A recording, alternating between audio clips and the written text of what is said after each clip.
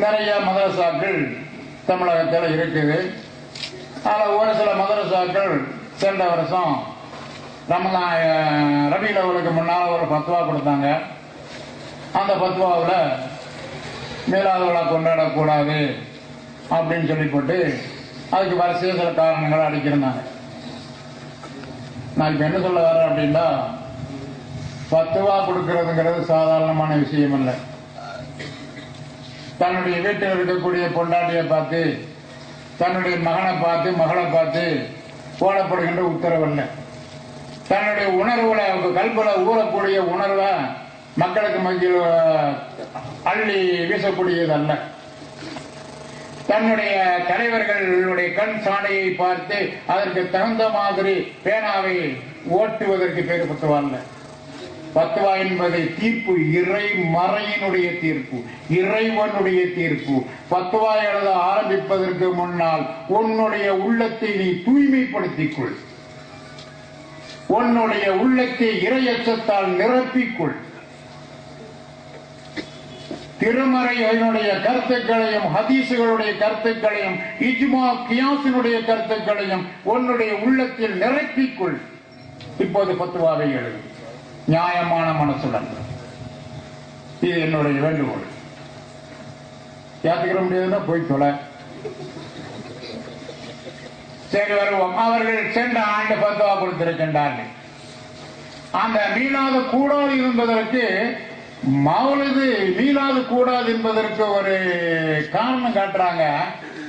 இஸ்ராப் இருக்குது. மீளாது விழாவில் இஸ்ராப் இருக்குதுங்க. என்ன இஸ்ராப்? வாங்க, எத்தனை லைட் போட்டுக்கிறீங்க? எத்தனை லைட்? இதெல்லாம் இஸ்ராப் இல்லையா? சகோதரர்களே, கருத்துக்கள் தவறான கருத்தாக இருந்தாலும் அதை சொல்ற விதத்தில் சொல்லும் போது அது கரெக்டா தான் நமக்கு தெரியும். இது இஸ்ராபி இல்லைங்க. இஸ்ராப்னு இதை வாங்கி திறந்து பேசுறான் பாருங்க, அவனுக்கு இஸ்ராப்ல என்ன அர்த்தமே தெரியல.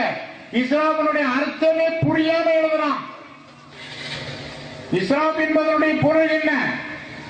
அல்லாஹ் சொல்றான், குலு வஷ்ரபு வலா துஸ்ரிஃபு, சாப்பிடு, குடி, வீணடிக்காத.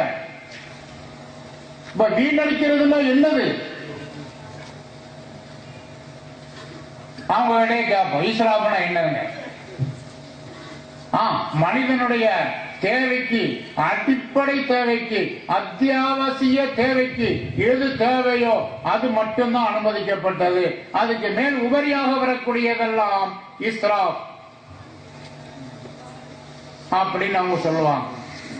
அப்ப அவங்கள பார்த்து நான் கேட்கிறேன், சரிங்க, அடிப்படை தேவை அப்படின்னு சொல்லி நீங்க எதை நிர்ணயம் பண்றீங்க? இப்ப ஒரு உதாரணமா சாப்பிடுதல், இதை எடுத்துக்கிறோம். லைட் அப்புறம் பேசிக்கலாம்.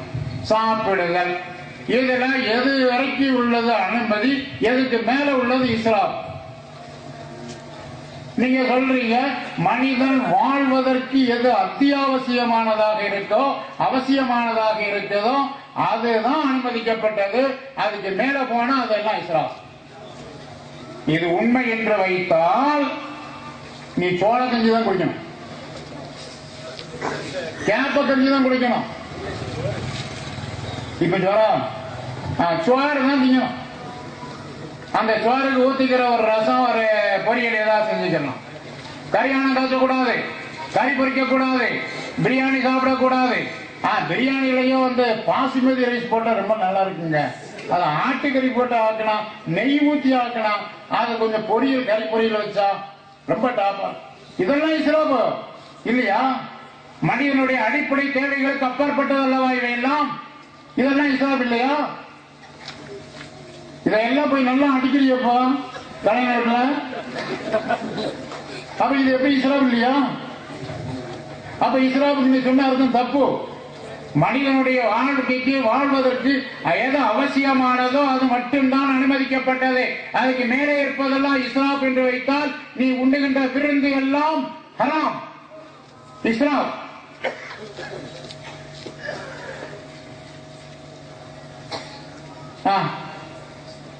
குடிக்கிறது போறோம்,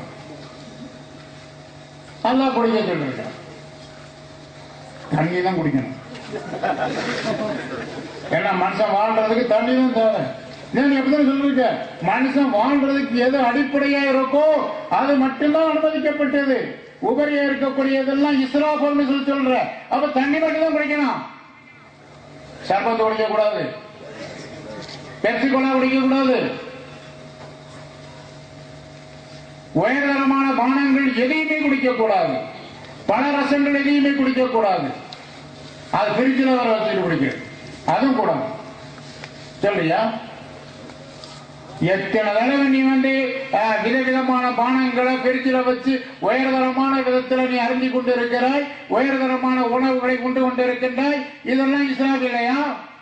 அப்ப இஸ்ராபுக்கு நீ சொன்ன அர்த்தம் தப்பு. அப்ப இஸ்ராபுனுடைய உண்மையான பொருள் என்ன?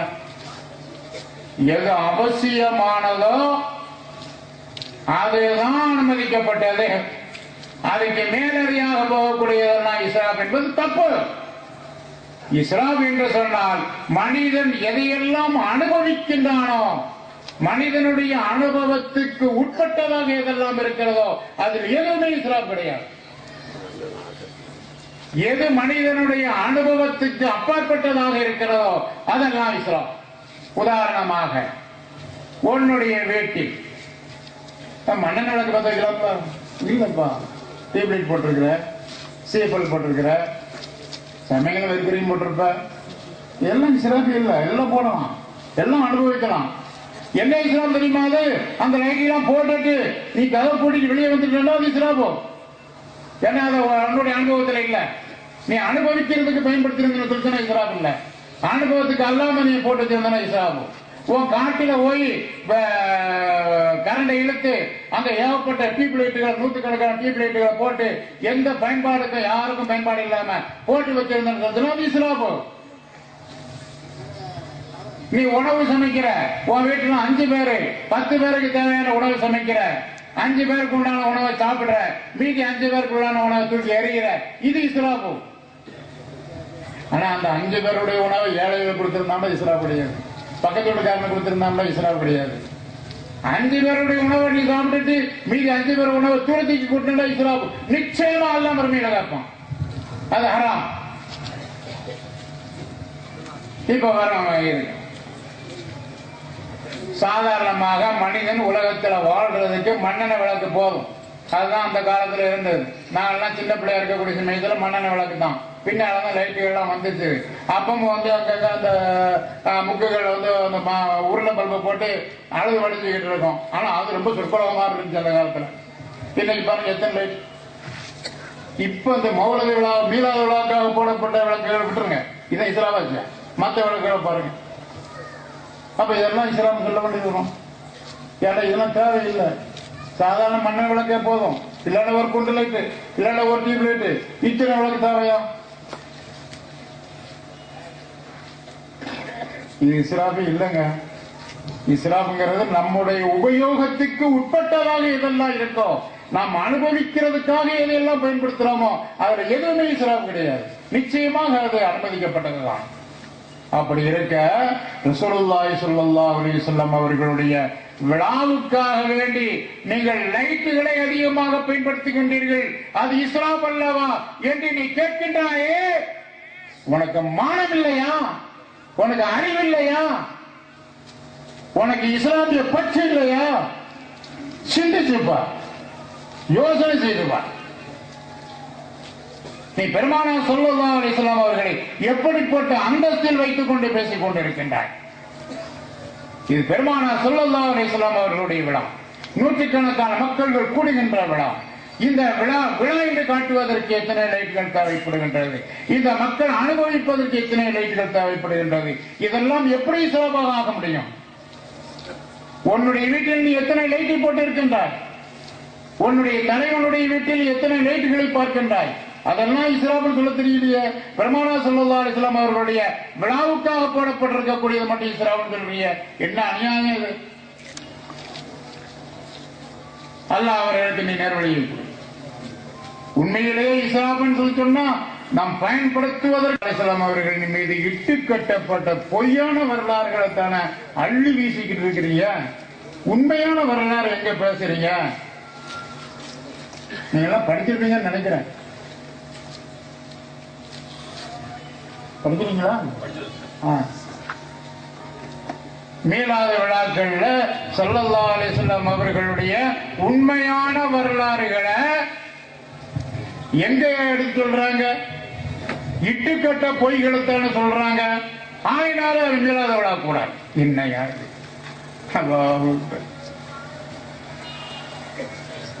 இது கொஞ்சம் ஆழமா தான் பார்க்கணும். டைம் ஆகிறது பிரச்சனை இல்லையா? அல்ஹம்துலில்லாஹ் அல்ஹம்துலில்லாஹ் அல்ஹம்துலில்லாஹ். பாருங்க,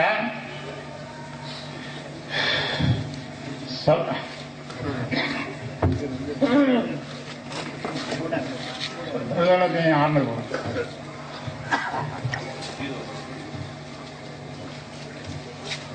இல்லை வேணாம், நாங்கள் இது முடிச்சுக்கிறோம்.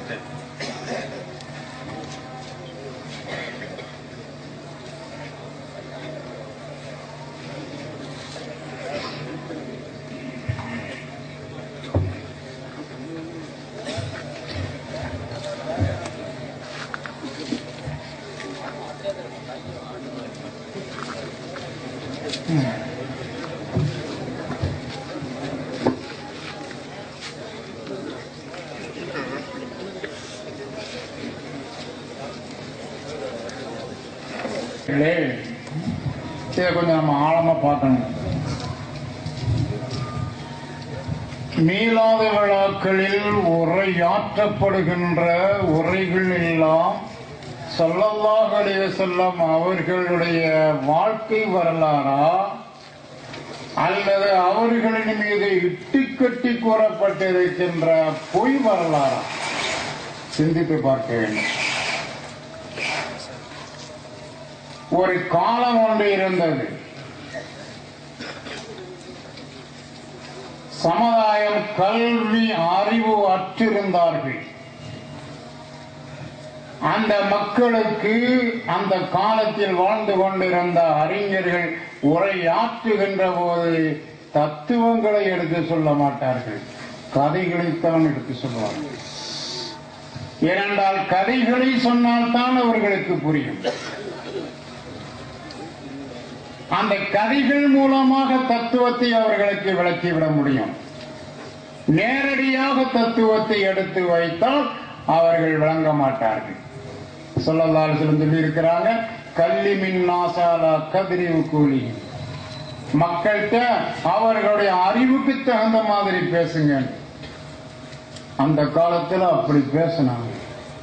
ஆனா அதெல்லாம் ஸல்லல்லாஹு அலைஹி வஸல்லம் அவர்களின் மீது இட்டு கட்டப்பட்ட வரலாறா? நிச்சயமாக கிடையாது.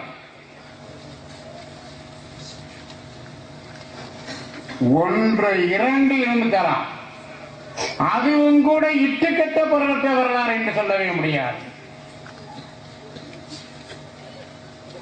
ஹதீசுக்களை வல்லுநர்கள் சொல்லுகின்றார்கள், முஹம்மது இப்னு இஸ்ஹாக் ரஹ்மத்துல்லாஹி தஆலா அலைஹி இவர்கள் பெருமானார் ஸல்லல்லாஹு அலைஹி வஸல்லம் அவர்களுடைய வரலாற்றை தொகுத்தவர்கள். மகாசி ரசூலுல்லாஹி ஸல்லல்லாஹு அலைஹி வஸல்லம் அவர்களுடைய யுத்தகணங்கள் வரலாறு, அந்த வரலாறை தொகுத்தவர்கள் அவர்கள். அவர்களை பற்றி ஹதீஸ் வல்லுநர்கள் என்ன சொன்னார்கள் தெரியுமா? ஹதீஸ் கலையில் இவர்களுடைய ரிவாயத்து பலகீனமானது, ஆனால் வரலாற்று துறையில் இவர்கள் கூறுகின்றது பலமானது. முஹம்மது இப்னு இஸ்ஹாக் ரஹ்மத்துல்லாஹி தஆலா அலைஹி அவர்கள் சட்டவியல் துறையில் கூறுகின்ற விஷயங்கள் பலகீனமானது, லழிப்பானது. ஆனால் வரலாற்று துறையில் அவர்கள் என்ன சொல்லுகின்றார்களோ அது பலமானது என்று ஹதீசுக்கலை வல்லுநர்கள் அந்த காலத்திலேயே சொல்லியிருக்கின்றார்கள். அப்படிப்பட்ட முஹம்மது இப்னு இஸ்ஹாக் ரஹ்மத்துல்லாஹி தஆலா அலைஹி அவர்களும் அவர்கள் மாதிரியானவர்களும் எழுதி வைத்த வரலாறுகளைத்தான் அந்த காலத்து உலமாக்கள் மக்களுக்கு மத்தியில் போதித்துக் கொண்டிருந்தார்கள் என்றால் இது எப்படி பெருமானாரின் மீது இட்டு கட்டப்பட்ட வரலாறாக ஆக முடியும்? சிந்தித்து பார்க்க வேண்டும். இது அந்த காலம். இந்த காலத்துக்கு வாருங்கள். இந்த காலத்தில் பேச்சாளர்கள் அல்லாஹு அக்பர், எந்த ஊரில் பார்த்தாலும் 10 நபர்கள் இருக்கின்றார்கள் பேச்சாளர்கள். நம்ம ஊர்ல பாருங்க, ஓயம்பதத்து இருக்கிறாங்க, சாலை விதத்து இருக்கிறாங்க. இப்ப என் பக்கத்தில் ஒரு சாலை விதத்து இருக்கிறாங்க. இன்னும் சாலை விதத்து இருக்கிறாங்க. இன்னைக்கு எத்தனை வச்சு இருக்கிறாங்க. உலக புகழ் பெற்றவங்க பேச்சாளர்கள். ஒவ்வொரு ஊரிலையும் இப்படிப்பட்ட பேச்சாளர்கள் இருந்து கொண்டிருக்கின்றார்கள். அவர்கள் நிச்சயமாக பலகீனமான விஷயத்தை கூட பேச மாட்டார்கள். எது கவியானதாக, சக்தி வாய்ந்ததாக, ஆதாரபூர்வமானதாக இருக்குகிறதோ அந்த வரலாற்றை மட்டும்தான் போதித்துக் கொண்டிருக்கின்றார்கள், உரையால் ஆக்கிக் கொண்டிருக்கின்றார்கள். அப்படி இருக்க அநியாயமாக அல்லவா நீ சொல்லுகின்றாய், இட்டுக்கட்ட பரவட்ட வரலாற்றை பேசுகிறார்கள் என்று உனக்கு எவ்வளவு தைரியம் இருந்தால் நீ இறைவனுக்கு மறுமையில் பதில் சொல்ல வேண்டுமே என்கின்ற பயம் அச்சிருக்கின்ற காரணத்தினால் தானே இப்படிப்பட்ட ஒரு காரணத்தை காட்டுகின்றாய். ஒரு பேச்சுக்கு நாம் ஒப்புக்கொள்வோம். இவர்களுடைய உரையில் ஓரிரு சமயங்களில் பலகீனமான விஷயங்கள் வந்து விடுகிறது என்றே வைத்துக் கொள்வோம். ஏன் பலகீனமானது இல்லை, மௌதுவான இட்டு கட்டப்பட்ட ஓரிரு விஷயமே வந்து விடுகிறது என்றே வைத்துக் கொள்வோம். பலகீனமான விஷயத்தை பேசுறாங்க, இட்டு கட்டப்பட்ட விஷயத்தை பேசுறாங்க, அதனால மௌலத கூடாது அப்படிங்கிறது உண்மை என்று வைத்தால் ஹதீஸ் கிதாபில் எந்த கிதாபையுமே நம்ம பின்பற்றக்கூடாது, எல்லாத்தையும் தூக்கி எறியணும். புகாரியில இருந்து ஆரம்பித்து இப்னு மாஜா வரையில் இருக்கக்கூடிய சிகாகு சித்தா ஆதாரபூர்வமான 6 நூல்கள், ஹதீஸ் நூல்கள் 6ஐயுமே தூக்கி எறிய வேண்டும். ஏனென்றால் ஒவ்வொரு கிதாபிலும் பலகீனமான ஹதீஸ்கள் இருக்கின்றன. புகாரியிலையுமா ஜெத்து இருக்குது, முஸ்லிமிலுமா இருக்குது. புகாரியிலும் சில ஹதீசுகள் குறை சொல்லப்பட்டிருக்கிறது, முஸ்லிமிலும் சில ஹதீசுகள் குறை சொல்லப்பட்டிருக்கின்றது. மற்ற 4 கிதாபுகளில் பலகீனமான ஹதீசுகள் இருக்கிறது. என் மௌதுவான ஹதீசுகள் கூட 1-2 இருக்கிறது. பலகீனமான ஓரிரு விஷயங்கள் அல்லது இட்டுக்கட்டப்பட்ட ஓரிரு விஷயங்கள் வந்து விடுகிறது என்கின்ற காரணத்தினால் மீலாது விழாவை கூடாது என்று வைத்துக் கொண்டால் புகாரியை தூக்கி எறிந்து விட வேண்டும், முஸ்லிமை தூக்கி எறிந்து விட வேண்டும், துர்முதியை தூக்கி எறிந்து விட வேண்டும், அபூதாவுதை தூக்கி எறிந்து விட வேண்டும், இப்னு மாஜாவை தூக்கி எறிந்து விட வேண்டும், நசையை தூக்கி எறிந்து விட வேண்டும். 6 ஹதீஸ் கிதாபுகளை தூக்கி எறிந்து விட்டால் எதை கொள்ள அமைச்சு? அப்ப அவங்க சொல்லுவாங்க, இல்லங்க அதுல பலகீனமான ஹதீசுகள் இருக்கின்றது உண்மைதான், ஆனா அதெல்லாம் பலகீனமான ஹதீசுகள்ங்கிறது விரிவுரையில் சுட்டிக்காட்டப்பட்டு விட்டதல்லவா? விரிவுரையில் சுட்டிக்காட்டப்பட்டு விட்ட காரணத்தினால் நாம் அதை பயன்படுத்துவதில் தப்பில்லையே. அப்ப நான் சொல்றேன், இப்போ உரையாற்றக்கூடியவர்களுடைய உரையில் ஒரு பலகீனமான ஹதீஸோ அல்லது ஒரு மூலமான விஷயமோ வந்துவிட்டால் அந்த விழாவினுடைய மேடையில் இருக்கக்கூடிய தலைவர் அதை சுட்டிக்காட்டி விடுகின்றாரே, ஏன் சுட்டிக்காட்டாமல் இருக்கின்றார்? சுட்டி காட்டத்தான் செய்கின்றார். அப்ப பலகீனமான ஹதீசுகள் சுட்டிக்காட்டப்பட்டு விட்ட காரணத்தினால் அந்த 6 கிதாபுகளும் அமல் செய்வதற்கு தகுதியானது என்று வைத்துக் கொண்டால், இவர்கள் கூறுகின்ற இந்த லைஃபான மௌலான விஷயங்களை சுட்டிக்காட்டுகின்றவர்கள் இருக்கின்ற போது இந்த விழா கொண்டாடுவதில் எந்த தப்புமே இருக்க முடியாது. சகோதரர்களே, மீளாது விழா கூடாது என்பதற்கு அவர்கள் கூறுகின்ற காரணங்களை சிந்தித்து பார்த்தீர்களா? இதுதான் அவர்களுடைய நடைமுறை. அல்லாஹ் அவர்களை காப்பானாக, நம் அனைவரையும் காப்பானாக, ஈருலகிலும் நமக்கு ஈடேற்று தந்தருள்வானாக. இன்ஷா அல்லாஹ் தௌஃபீக்கு கிடைத்தால் நாம் அடிக்கடி சந்திப்போம். அஹ்லு சுன்னத்துல் ஜமாஅத்தினுடைய கருத்துக்களை நான் உங்கள் முன் விரிவுரையாற்ற எனக்கு மிக ஆசையாக இருக்கிறது. வாய்ப்பை இறைவன் தர வேண்டும். அஸ்ஸலாமு அலைக்கும் வரஹ்மத்துல்லாஹி வபரகாத்துஹு.